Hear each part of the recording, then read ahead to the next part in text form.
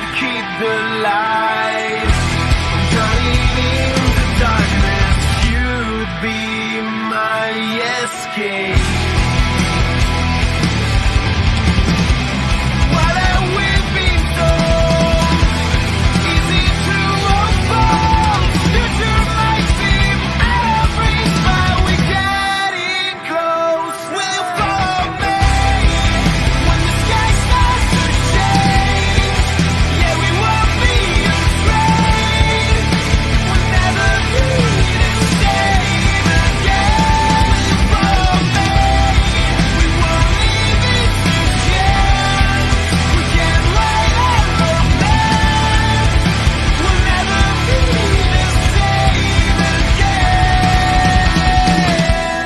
We'll never be the same again.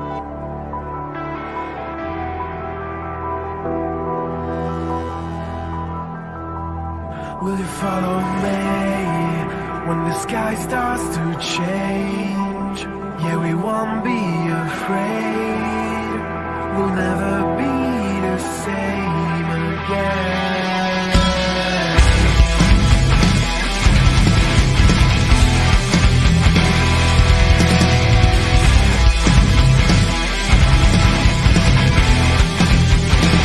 Will you follow me when the sky starts to change?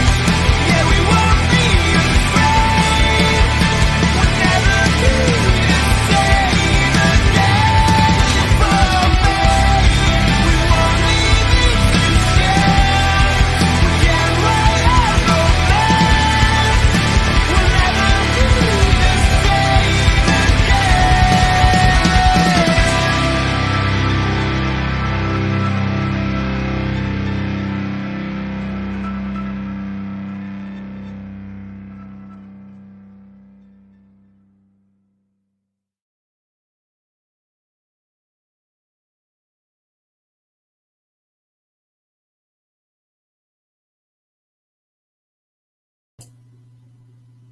You're streaming with the Fantasy Follow.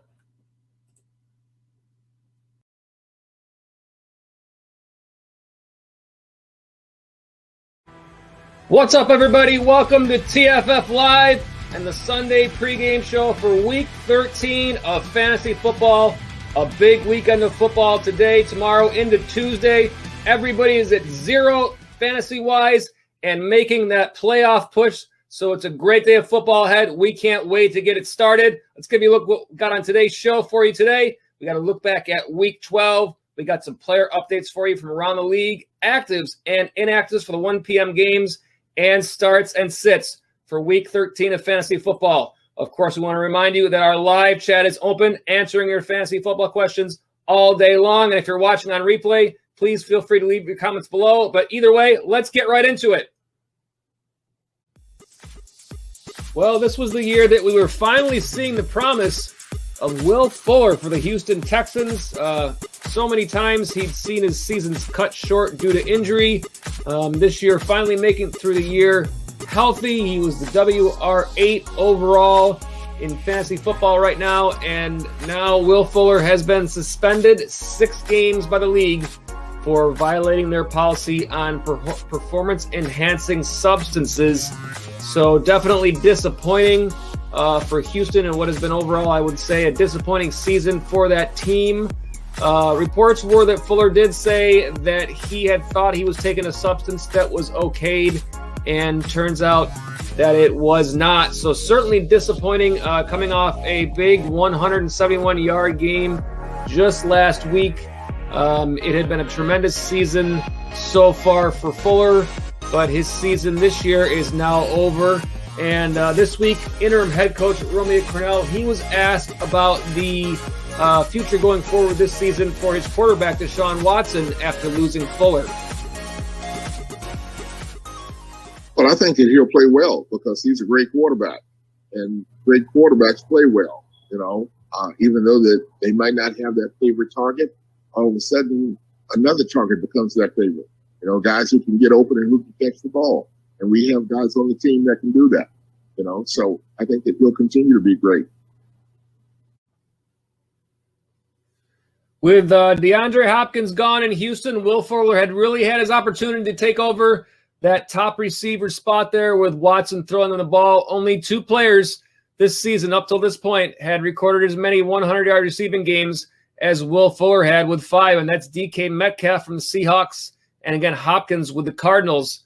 6 players had 4, Keenan Allen, Devontae Adams, Travis Kelce, Justin Jefferson, Stephon Diggs, and Calvin Ridley. So Fuller's season clearly was a huge success thus far, but unfortunately for the Texans, and also if you had him in your fantasy lineup, his season is now over, and it remains to be seen what the future holds for Will Fuller with the Houston Texans organization.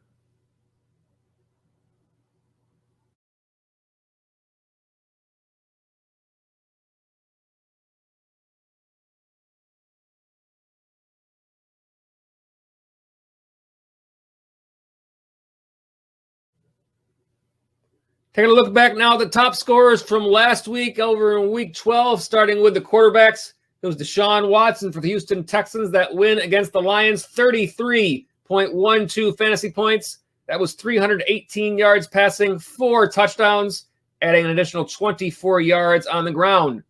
And second, it was Patrick Mahomes in a win against the Bucs, 31.28 fantasy points. That was 462 yards passing, 3 touchdowns, and also 28 yards on the ground. In third, Kirk Cousins for the Vikings in a win against the Panthers, 26.18 fantasy points, 307 yards passing, 3 touchdowns, adding 19 rushing yards. And then Aaron Rodgers in fourth in a win against Chicago, 25.64 fantasy points, 211 yards passing, 4 touchdowns, adding 12 yards on the ground. And then Tom Brady in fifth in that loss to the Chiefs, 23.70 fantasy points.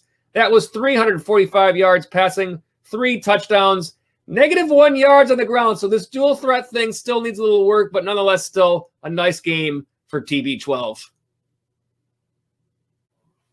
Top scorers at the wide receiver spot, Tyreek Hill. I do believe this is the single highest fantasy game scoring in any position this season, 57.90 fantasy points in a PPR scoring format. Just unbelievable. 15 targets, 13 catches, 269 yards, 3 touchdowns in that win against the Bucs. Then it was Will Fuller in second, 35.10 fantasy points. That was 171 yards receiving, 2 touchdowns, 6 catches. Jarvis Landry for the Browns, 28.30 fantasy points. That was 143 yards receiving on 8 catches, 1 touchdown. DK Metcalf for the Seahawks, 27.70 fantasy points in fourth place, 177 yards receiving on 10 catches, no touchdowns. And then in fifth, Allen Robinson from the Bears, 27.40 fantasy points. That was 74 yards receiving, 8 catches, and 2 touchdowns.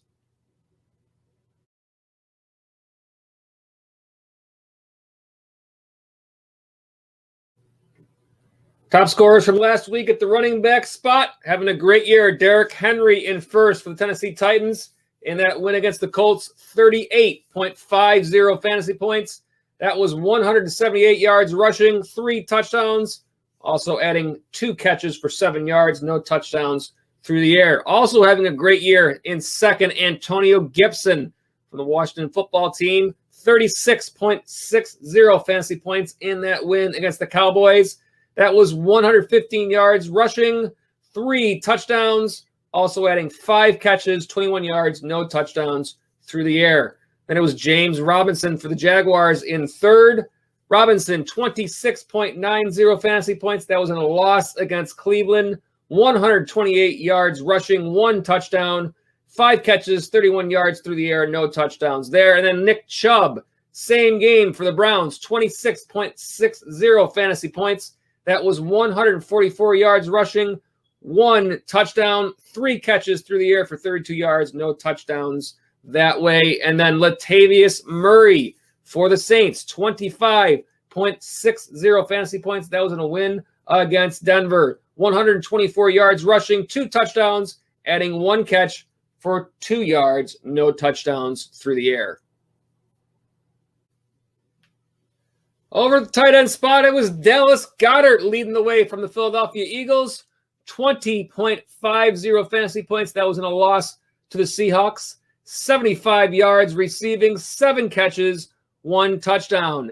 In second, Robert Tonyan from the Packers in a win against the Bears. 17.70 fantasy points. That was 67 yards receiving, 5 catches, and 1 touchdown. A big game for Evan Ingram from the Giants. 16.90 fantasy points in a win against the Bengals. That was 129 yards receiving and 6 catches, no touchdowns. And then Rob Gronkowski in fourth from the Bucks. 16.60 fantasy points in a loss to the Chiefs. 106 yards receiving on 6 catches, no touchdowns. And of course, Travis Kelce from the Chiefs. Another nice game, 16.20 fantasy points. That was in that win against the Bucks. 82 yards receiving, 8 catches, no touchdowns.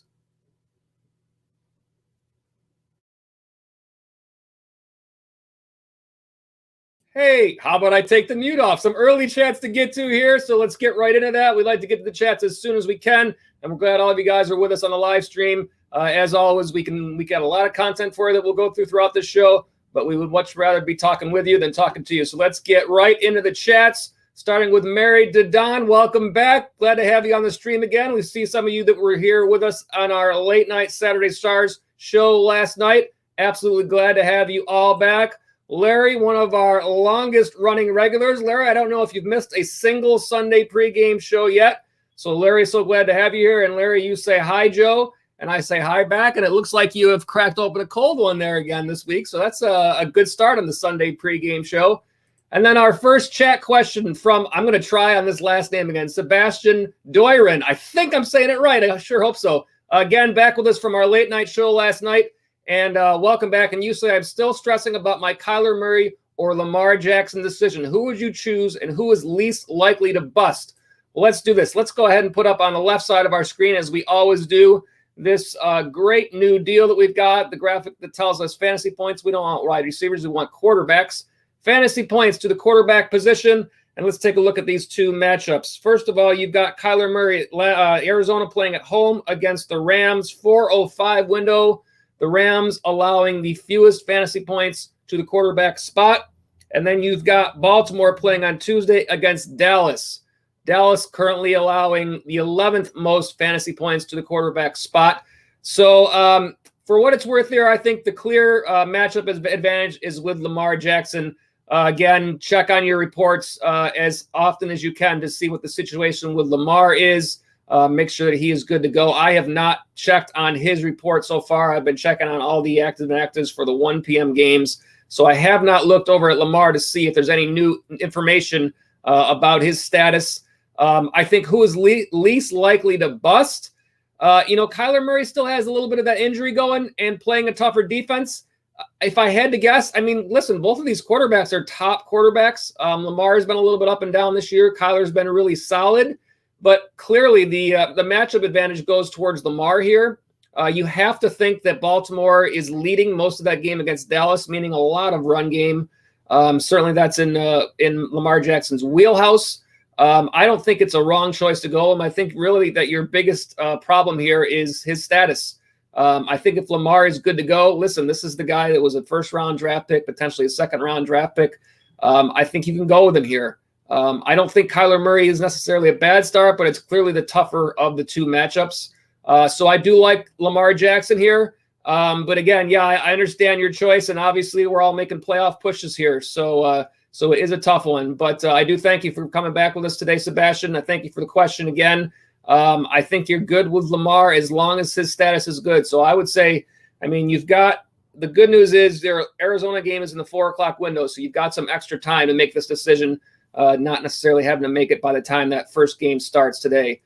So I would, take as much time as you can to try to look at those reports, get that information, and find out if Lamar is your choice. And by all means, like I always say, I hope that whichever guy you go with, I hope they absolutely crush it, especially making that playoff push. All right, let's remind you, live chat is open throughout the entire show. Even if we are taking care of other content, we will jump back to the chat as quickly as we can. That's what we love to do. So feel free to jump in the chat, ask us any of your fantasy football questions. all show long. Even if, like I said, if we're talking about something else, we will get back to your questions as soon as we can.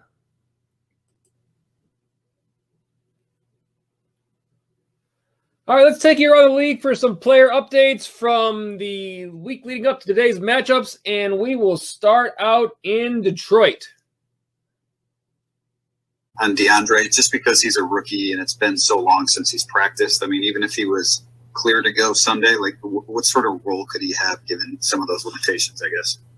Well, Dave, it's a good question. I mean, what we've been able to do with him, we kind of started with this season, right? I mean, he missed a bunch of time in training camp, and so we're just kind of building him up and giving him a little bit more. So obviously, we go back to just a smaller package for him.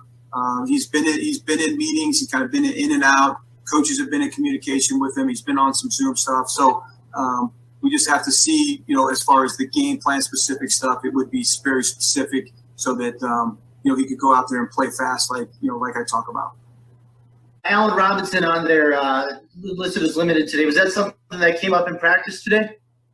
Yeah, it was. And again, with that coming up in practice, it was something that we want to make sure that we're trying to be smart here with some of that and make sure that we're staying more on the conservative side and being precautionary with both of those guys.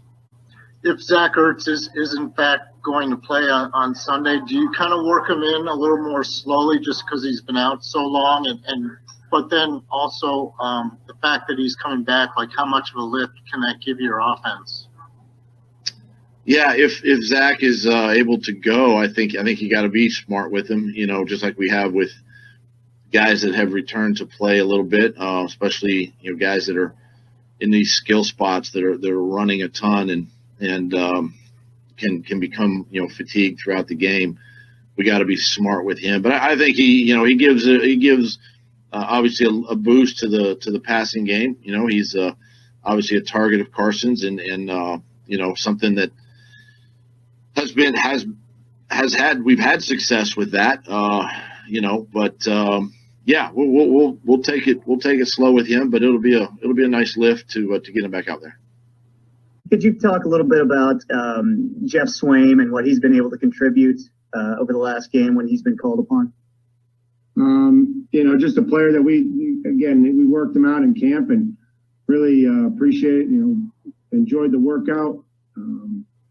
He earned the right to be on his football team, and he's really earning the right to continue to play meaningful snaps for us. And you can put him in the backfield. He plays a couple different spots. He's at the line of scrimmage. He's moving around, and he's catching it when we throw to him. So I've been excited to work here with Jeff, and we'll see where it keeps going. But I think the guys enjoy him. I mean, they like having him on. He looks like a good teammate, and he's always been ready to take advantage of his opportunities and even help us on the kicking game as well.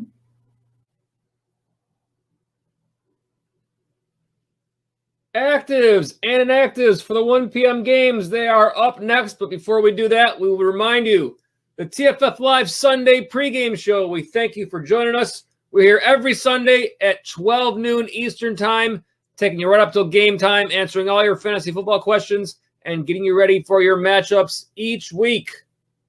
Actives and inactives up next.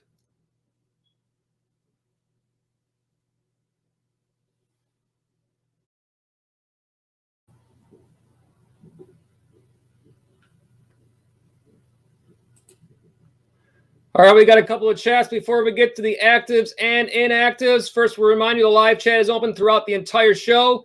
We will, even if we're talking about something else, we will always try to get back to this live chat. That is what we're here for, and that's what we love to do the most. So by all means, drop us a chat.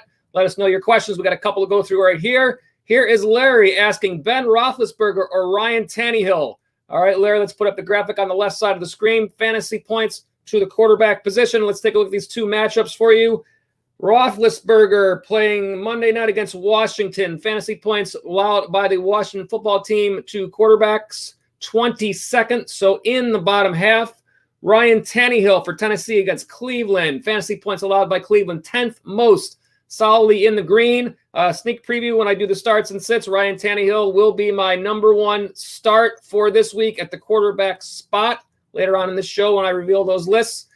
So in this choice, I definitely like Ryan Tannehill. I think the matchup is there.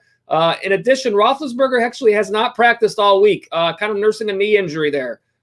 So you wouldn't think that it'll be too much of an impact. You wouldn't hope so, at least. But nonetheless, I like the start here for Tannehill.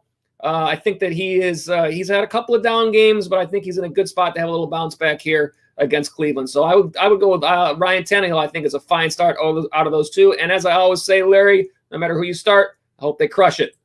All right, let me see what else we've got here. We've got a chat from, let's see, Tida Bear 13. Welcome to the stream, Tida Bear 13. Looks like you might be a new viewer. So welcome here. Glad to have you with us. And you ask Austin Eckler or Keenan Allen at flex. So let's take a look at both sides of that matchup. And Eckler is who you talked about first. So we'll put up fantasy points to the running back position. Chargers playing at home against New England, 425. New England fantasy points to the running back position. Let's see where we find them, 18th. So just about at the halfway point. Let's flip it over to the other side to the wide receivers. New England, 18th to the wide receivers. So look at the matchup is about even on both sides. To me, I think that I've liked Keenan Allen quite a bit this year, but we definitely saw a big trend last week with Justin Herbert feeding targets to Austin Eckler. I'm wondering if this is a PPR league that you're in. I suppose it's probably even on both sides based on those targets. But I will say I think that you're probably good either way. But against New England, I do think New England has some vulnerability to the run.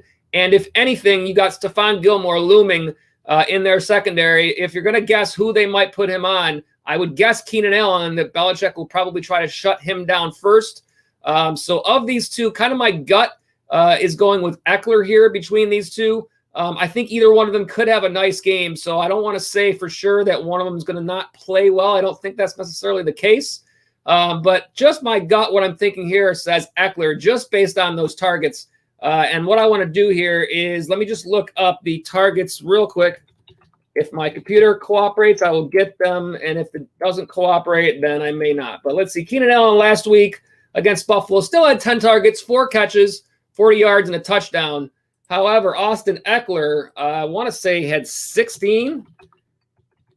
Let's see if I can call it up here.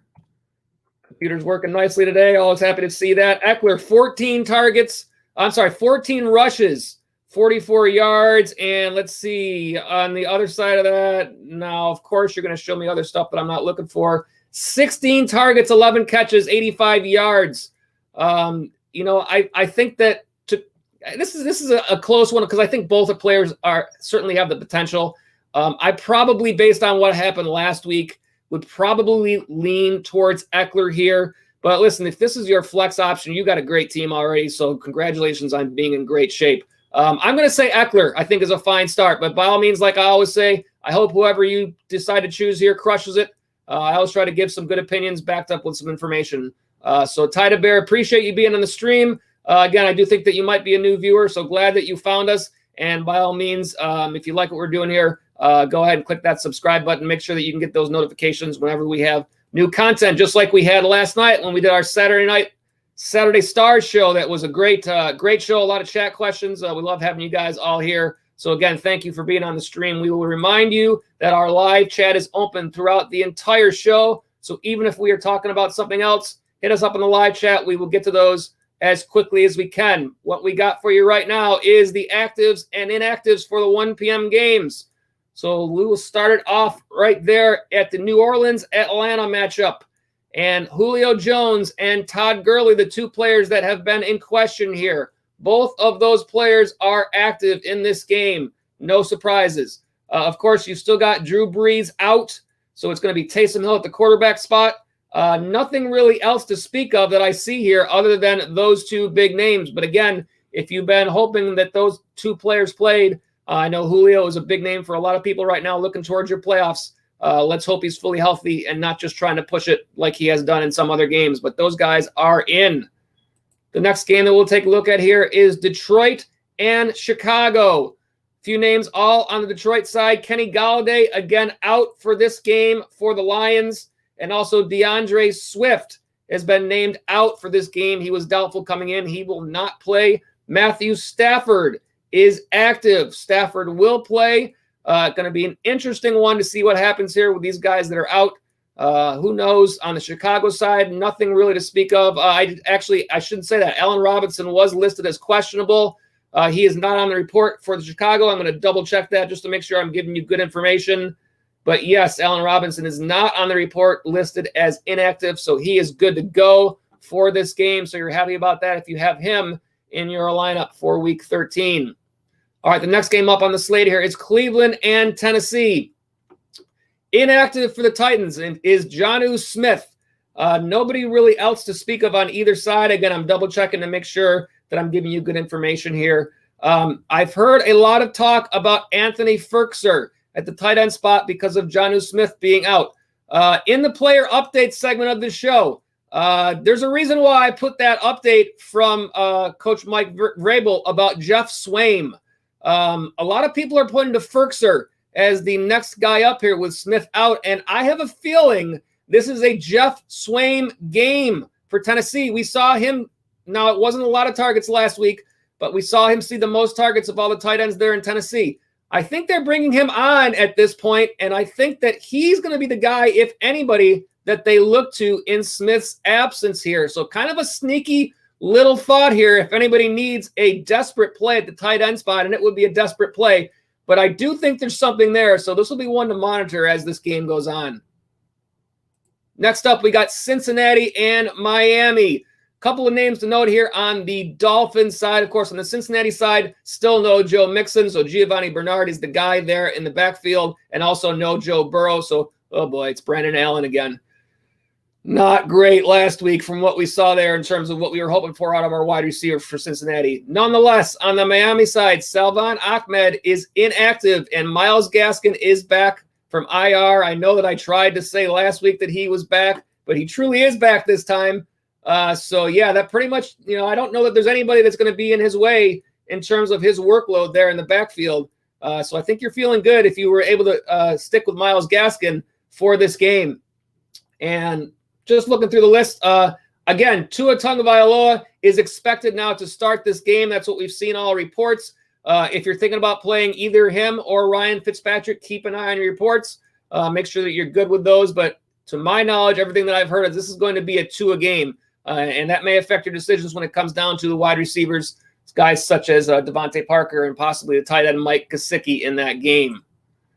All right, next up, we've got Jacksonville and Minnesota.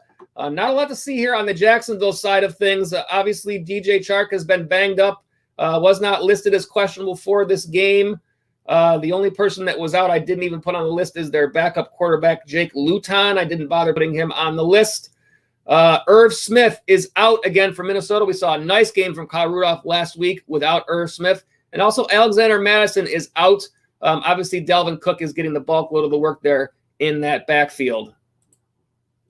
All right, next up, we take a look at Las Vegas and the flying Adam Gases. Again, this is a Devontae Booker game as we have no Josh Jacobs in this game. And I'm just looking down the list. Jalen Richard is not listed as questionable, so it looks like he will be in the mix. And also on the Saturday Stars, we played a soundbite from John Gruden, and it does appear that Theo Riddick is also going to be available in that backfield for this game. So potentially does that impact your decision with Devontae Booker? I think he still gets a good amount of the work there. Nothing really to see on the Jets side of things. Again, Josh Jacobs, the big name that is out in this game. And the seventh and final game at the 1 o'clock window, we have Indianapolis and Houston. Really nothing to see here on either side. I'm going to double check just to make sure, as anytime there's nothing there, I want to make sure that I haven't missed anybody. Nothing on the Indianapolis side and nothing on the Houston side. Obviously for Houston, no Will Fuller. We all know about that. David Johnson is back for this game this week. So we would expect to see a solid amount of work for David Johnson, and also Jonathan Taylor on the Indianapolis side is back for this game. Interesting to see what happens, as Houston is very bad against the run. So we'll see who gets that work, whether it be Taylor, Hines, Wilkins, or some combination of all of them. Interesting game here to watch in Houston. All right, that is our run of 1 p.m. games. I'll run down the slate of later games just to keep an eye on them. I don't have names up for them right now, but at 4:05, we got the Rams at Arizona. At 4:05 also is the Giants at Seattle. Obviously, it looks like Daniel Jones will not play that game. It'll be Colt McCoy as the backup there for the Giants. Take that into account when thinking about starting your Giants players such as Sterling Shepard. Wayne Gallman, I would think probably they even lean more towards the run if possible. We do expect to see Chris Carson. I'm not sure about Carlos Hyde, who did pop up with a possible injury that was on the report. So we'll see what happens there with those two guys. Then we go to 4:25 games, Philadelphia at Green Bay.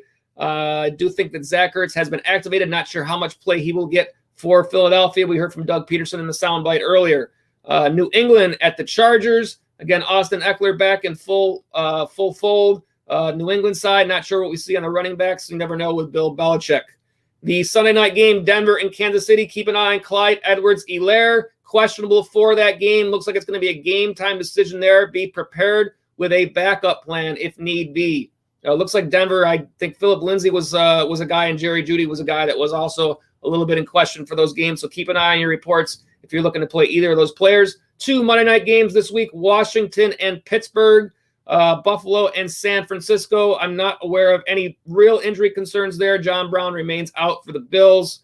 And then Tuesday night, Dallas and Baltimore. Obviously, players that you've got to look for there. Lamar Jackson, Mark Andrews, and see what happens on the Dallas side of things as well. So that is our run of games. Let me jump back over to the chat as I do see some new chats here. So let me get right to that. And here is a chat from Famed Tiger. Famed Tiger, looks like you might be a new viewer to the stream, so welcome. Glad to have you. And you say, hey, I need some advice. I can start 2 wide receivers and a flex.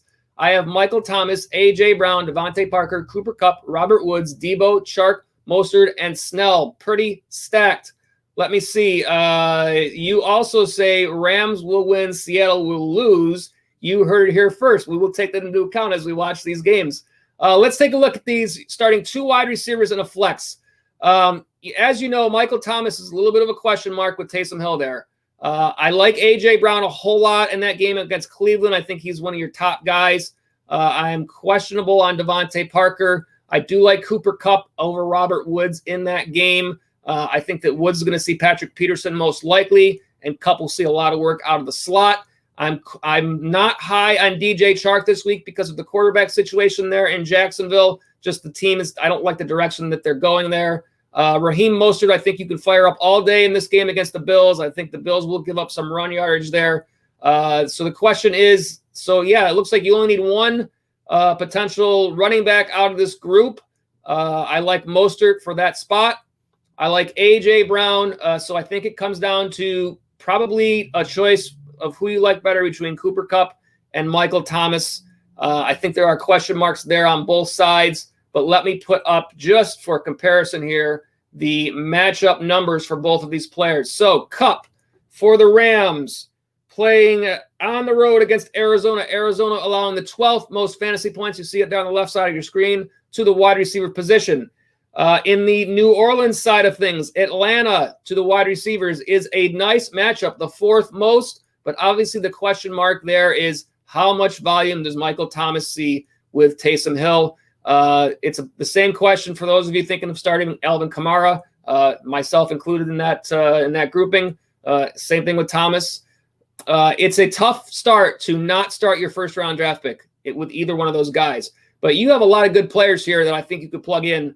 And potentially if you're looking at this situation where it's like a must-win scenario for you to make your playoffs, I think Michael Thomas is a little bit of a tough choice this week, unfortunately.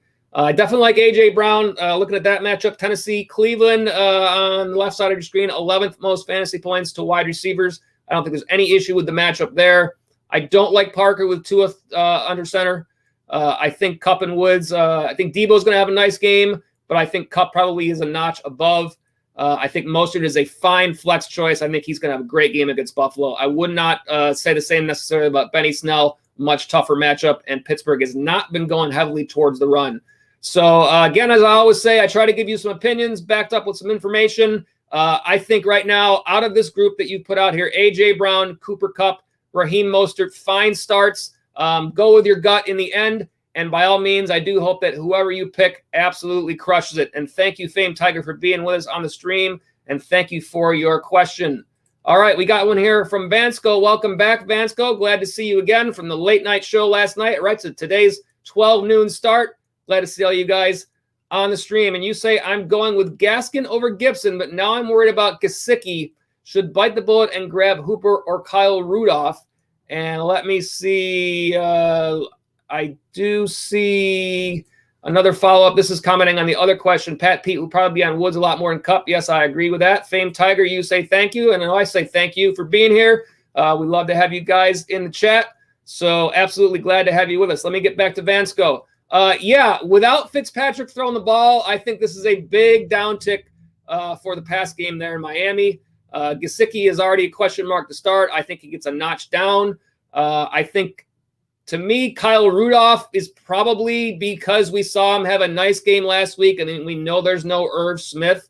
If it were me, I might lean Rudolph over Hooper here, but I definitely don't think you're wrong, especially because I know last night you said that you have a lot of Dolphins in play here, so you're kind of relying on that game a lot. I don't think it's a bad play to get one of them out there, swap them out with Minnesota. Let me put up the numbers on the left side of your screen. So Minnesota, let's see, home against Jacksonville. Jacksonville currently allowing the 7th most fantasy points to the tight end spots. Just for comparison, Miami against Cincinnati, obviously Cincinnati 4th most. A very good matchup. You're worried about, again, Tua and what you see there in terms of volume. And then Cleveland, flip side, against Tennessee. Tennessee, let's see where they are at. They are also relatively high, 8th. So you got a bunch of good matchups here. I think because you saw Rudolph have a really nice game last game, I don't think that's a bad choice to make.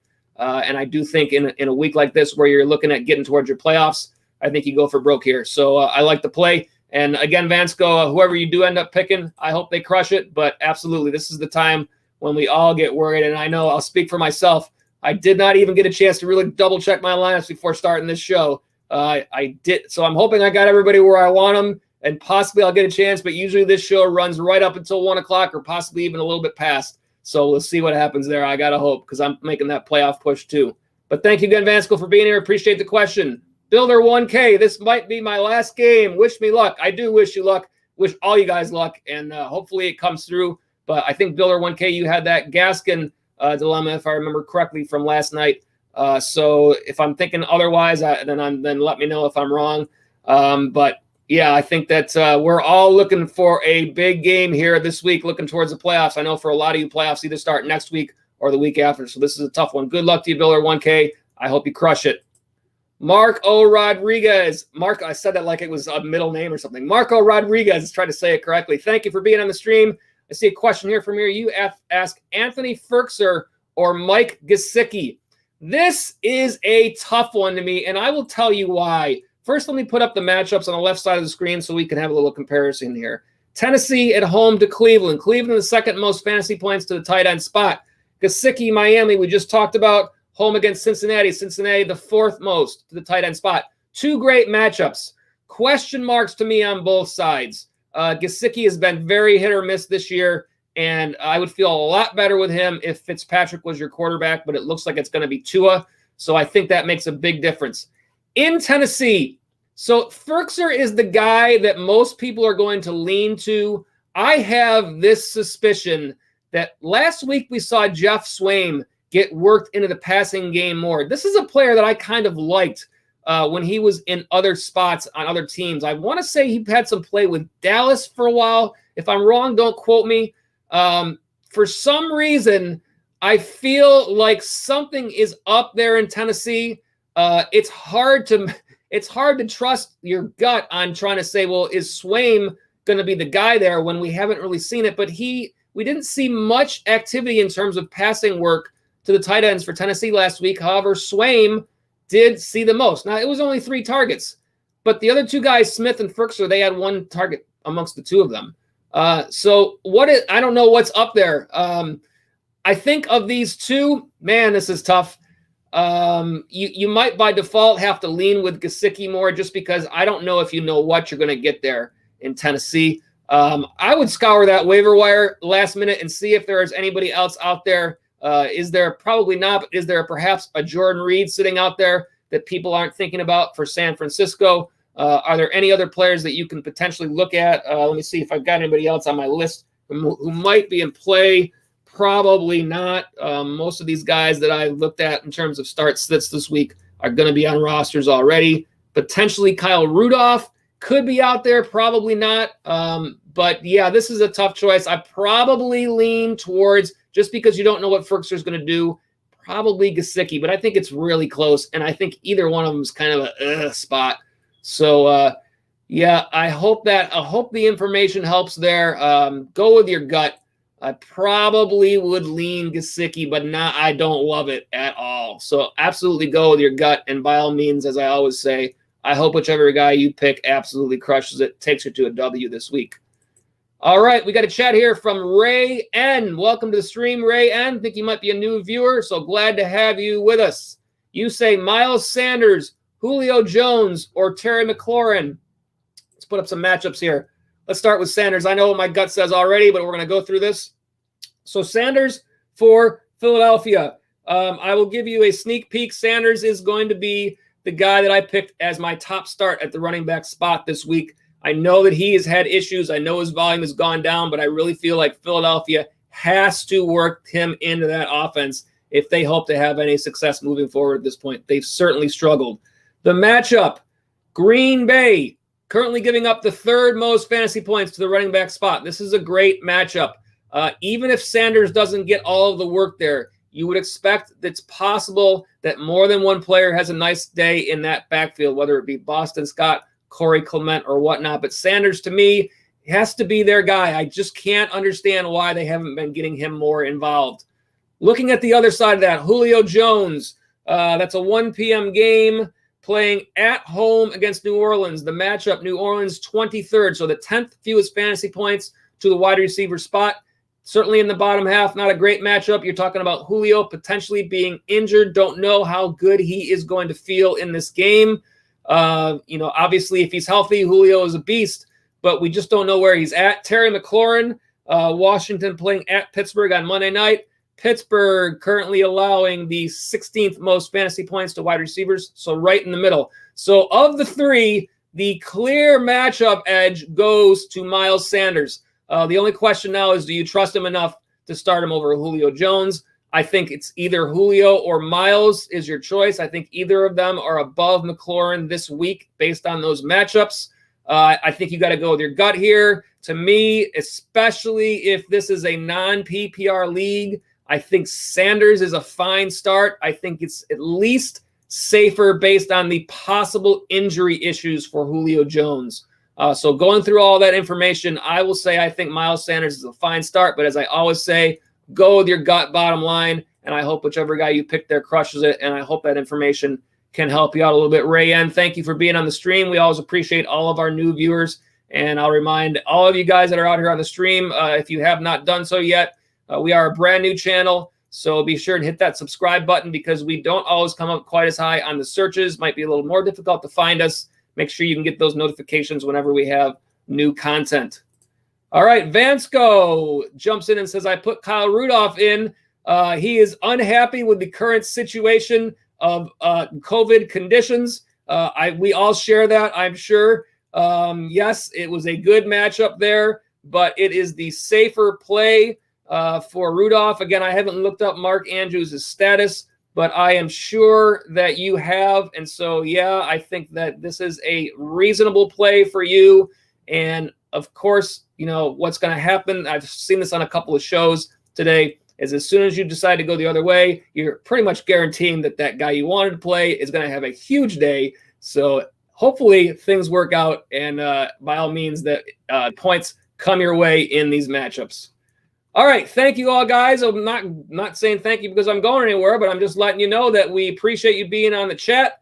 The live chat will remain open the rest of the show. We got about 15 minutes, and we got some more content to run through. So we're going to jump into that. It'll probably be a little bit of a quicker run through this.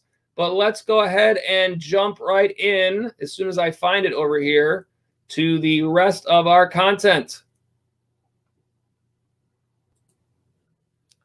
All right, let's get it going with starts and sits for this week. We start off, as always, the quarterback spot.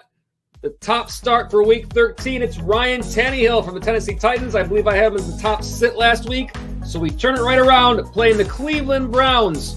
Browns allowing the 10th most fantasy points to the quarterback spot. They have given up 24 plus fantasy points to 4 quarterbacks this year. In the first 4 weeks of the season, they gave up 12 touchdowns to quarterbacks. In the last 3 games, they've given up 10. They're allowing the 13th most passing yards in the league. Tannehill, 19 or more fantasy points each of his last 2 games. He was under 19 the 4 before, but I like this matchup this week. I've got Ryan Tannehill as the top start.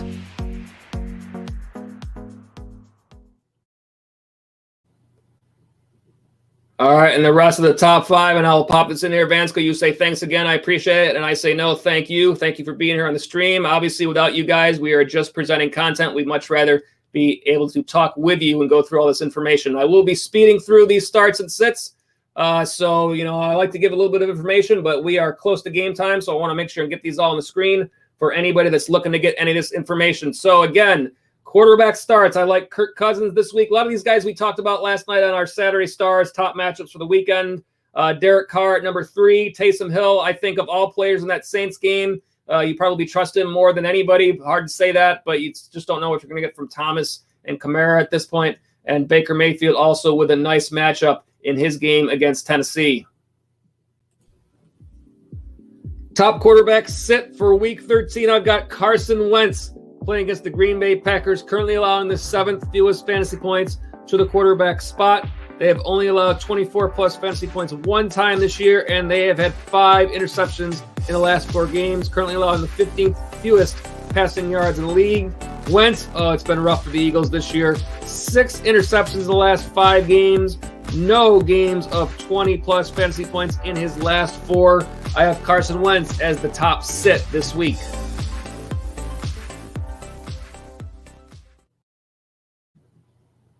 All right, the rest of the top 5. I am literally going to let you in on what I'm doing here just real quick. And I took a look over in one of my leagues, and I realized that Devontae Parker was in one of my wide receiver spots with DJ Chark on my bench. And I know I've talked down on Chark so far, but I don't like Parker with Tua throwing the ball there. So I actually made a quick change in my lineup even while going through this stuff. So multitasking at its finest, working out well here. Anyways, back to the rest of these. Our sits here. Number 2, Matthew Stafford.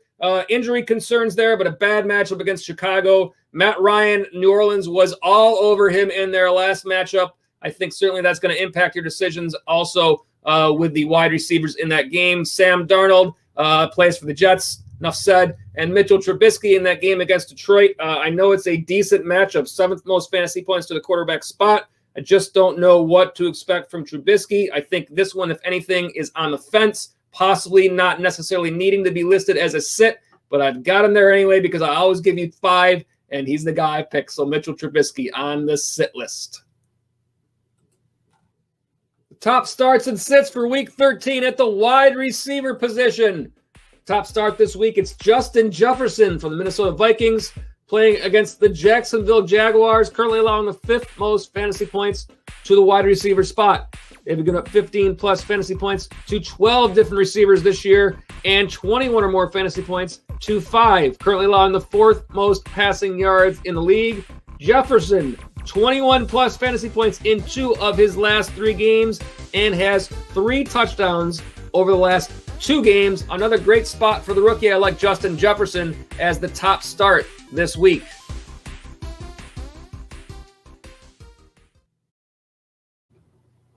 All right, starts at the wide receiver spot. I like Cooper Kupp. We talked about this a little bit already. I like him in this matchup between him and Woods. I think Kupp has the better chance to have a nice game here.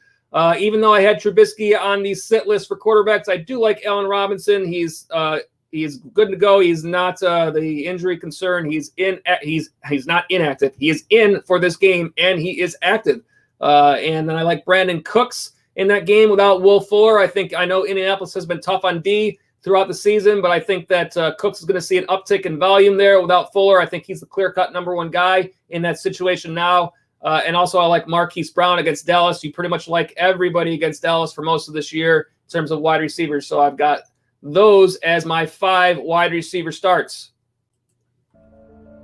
Top sit for week 13 at the wide receiver spot. I've got Tyler Boyd playing at the Miami Dolphins this week. The Dolphins currently allowing the 15th most fantasy points to the wide receiver spot. But this one is not so much about the matchup as it is about, oh man, the Brandon Allen experiment. The first week for Tyler Boyd, not so great, and I am very hesitant now as a result.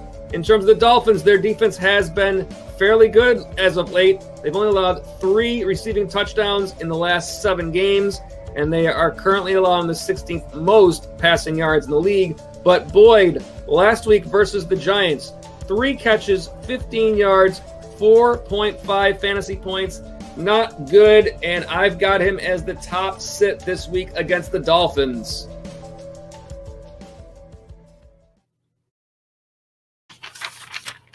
Rest of the wide receiver sits this week. Marvin Jones Jr. in that matchup against Chicago. And teams against the Bears, these are tough matchups all the way. We have seen some wide receivers overcome that. A.J. Brown comes to mind. But this is a tough spot. I really like I'm not going to give away who I really like because I'm going to save that until we talk about tight ends, but you might be able to figure out where I'm going there.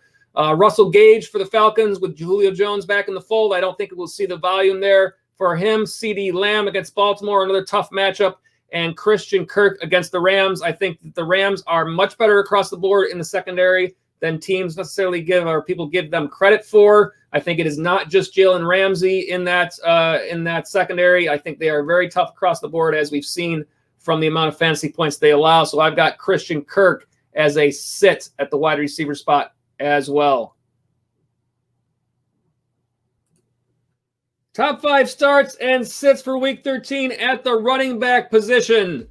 Top start this week is Miles Sanders from the Philadelphia Eagles playing at the Green Bay Packers, who are currently allowing the 3rd most fantasy points to the running back spot.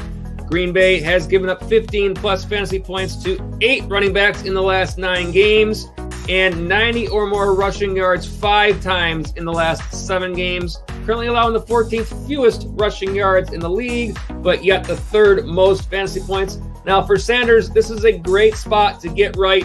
He has not been having the value that you're used to for this running back. Last week, only 6 rushing attempts versus Seattle. Only had 50% of the rushing attempts in that game for the Eagles. They have got to get him more involved, and this is a great spot. I've got Miles Sanders as the top start this week. All right, the rest of the running back starts this week. I've got Raheem Mostert. Listen, this was a really close decision for me between Sanders and Mostert. I went back and forth on this a little bit. I think Mostert is aligned for a great game there, and I think potentially because of the concerns that you've seen with Sanders' volume, you could make a case that Mostert might deserve this number 1 spot a little bit more here. I do think that I like both players here, and again, Mostert I think is aligned for a big game tomorrow night against my Buffalo Bills. Unfortunately, I have to say that. David Montgomery had a great game last week. Another great matchup. The Lions, the most fantasy points allowed to the running back spot. Kareem Hunt, I know Nick Chubb is there, and Hunt has had some down games, but I think you still trust him. I think there's a lot to go around there in that matchup. And Giovanni Bernard, the bulk load of the work there. Cincinnati has to lean towards the run because, their passing game not going anywhere right now without Joe Burrow. So I do like Giovanni Bernard as a start this week at the running back spot as well. Top sit at the running back spot this week is Benny Snell for the Pittsburgh Steelers playing versus the Washington football team, currently allowing the 5th fewest fantasy points to the running back position. They have only allowed 16 plus fantasy points once in the last 6 games and are allowing the 5th fewest rushing yards in the league. Snell last week with no James Conner available had a decent day, 12.3 fantasy points last week. This is a tough matchup. I do certainly think he's going to get the volume. But again, Washington might not realize their defense better than you might think. I've got him as the top sit this week.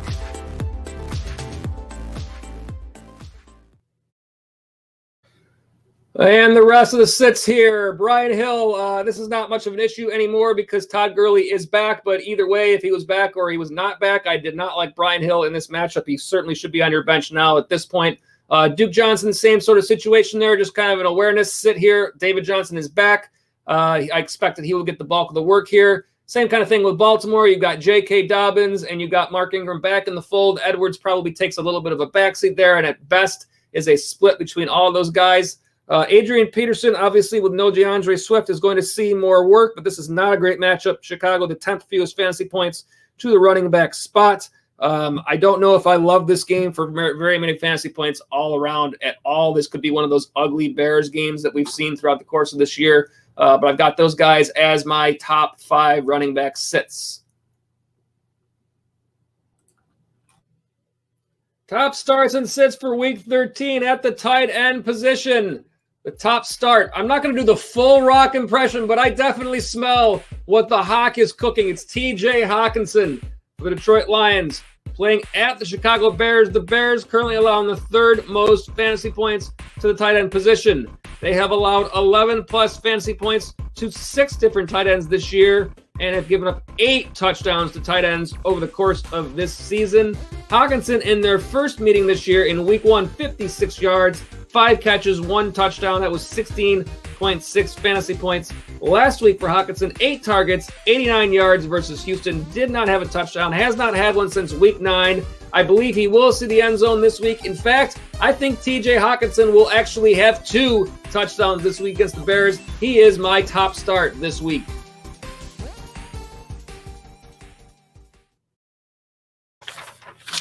Rest of the top 5 starts at the tight end spot. I like Robert Tonyan a whole lot. He's been playing well. Good matchup against Philadelphia. I have a sneaking suspicion about Austin Hooper. The only issue here is that it's nothing more than a gut feeling. We haven't seen the production from Hooper, but I do somehow feel that he finds his way in the end zone this weekend. I like Jordan Reed. Buffalo has been vulnerable to the tight end spot, and I do like Kyle Rudolph here. Again, I had a good game last week, 8 targets, 7 catches, 68 yards, 13.8 fantasy points, and against Jacksonville, they've had given up 9 touchdowns to tight ends this year. So I do like Kyle Rudolph here in this spot at the tight end position.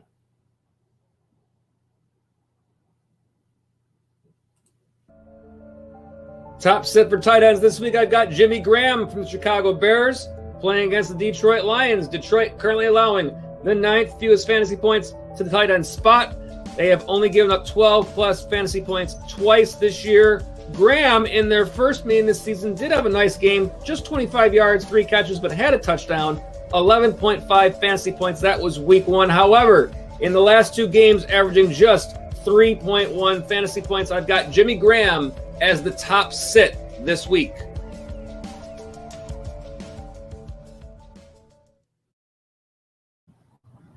And the rest of the tight end sits here. Logan Thomas, who has been kind of up and down this year. Tough matchup with Pittsburgh, the fewest fantasy points to the tight end spot there. This situation in Philadelphia, until it sorts itself out, I might as well have just filled up the entire list right here with Philadelphia tight ends. I put Ertz and Goddard both on this list. I have no idea how this is going to play out. You know, I think it's a sticky situation at best. And Will Dissly, I attempted to actually play in a lineup last week thinking he was going to get some work, and he got the nice old goose egg. So I've added him, you know, just for that. Not only for that, but again, Dissly just didn't get the work that I expected to see him get last week. So he lands on the sit list this week. All right, we made it through all the starts and sits before game time. That is a new record, I think. And let me see if we got any comments here. Let me jump in and let's see this here. We got Ricardo Milos, my hero. Glad to have you, Ricardo Milos, my hero. I think that you might be a new viewer. I'm going to get to your question, try to get in there before game time. Do I start Julio, Ayuk, or Fulgham? Real simple here. I think you got to trust Julio out of these 3. I mean, he's the main guy. By all means, I'm going to put up the matchups because certainly those other guys have the potential to have nice games. But I think if Julio is healthy, and he says that he is, I think you kind of have to trust that. The matchup, New Orleans 23rd, so 10th most in terms of fantasy points to wide receivers. In that San Francisco game, Buffalo 24th, so not any better there. And Fulgham, I think, has seen his volume start to kind of be reduced with all the players coming back for Philadelphia. Green Bay, where do they fall? 21st. So real no matchup edge there. I think you trust your main guy in those, and you hope that Julio is healthy enough to make it through that game. And if he is, you hope that he can put up some nice numbers there. I certainly think that you the most upside comes with that Julio choice, and I think that's who you take there Ricardo Milos, my hero. I hope I'm saying it right. Glad to have you on the stream. If you're a new viewer, glad that you were able to find us. And like I always say, whichever guy that you choose, I hope that your player absolutely crushes it. All right, well, this is it. It's 1 o'clock. This is the big week right here. It's game time. It's time to get you guys in to your playoffs. If this is your last week before the first round of the playoffs, we hope you guys all have huge games this week. If your playoffs don't start until next week, until week 15. This is obviously week 13. A lot of you will have your playoffs starting next week. Some of you may not be starting until the week after that.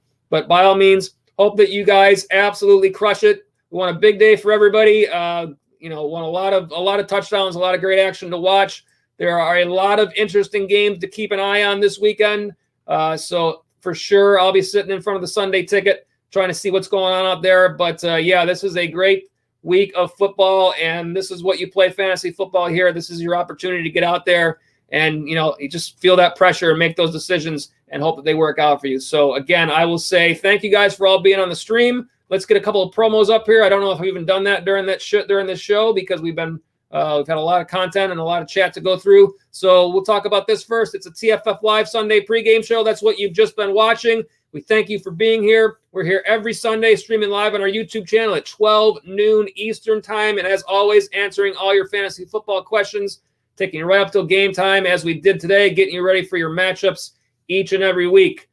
And also, we'll put up our information about us. We are the Fantasy Follow. We are a brand new YouTube channel this season. We do appreciate you being here. And we know that as a new channel, we don't always come up quite as high in the searches. So if you had to do a little bit of extra work to find us, we're glad that you did. By all means, now that you're here, make sure and hit that subscribe button so that you can get those notifications whenever we have new content.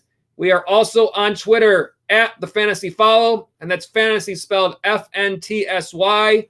And you can always send us your lineup questions there during the week as well using the hashtag AskTFFLive, and we will answer those questions live on this very Sunday pregame show. Facebook/The Fantasy Follow and our website, thefantasyfollow.com. All right, everybody, it's game time. Let's get a nice pull up a chair, get ready for some awesome action. Get you those W's and hopefully big scores for everybody. And hopefully we will be able to talk about next week all of you guys entering your playoffs and your chance to win that fantasy football championship. As always, what we say: good luck in fantasy. We'll see you next week.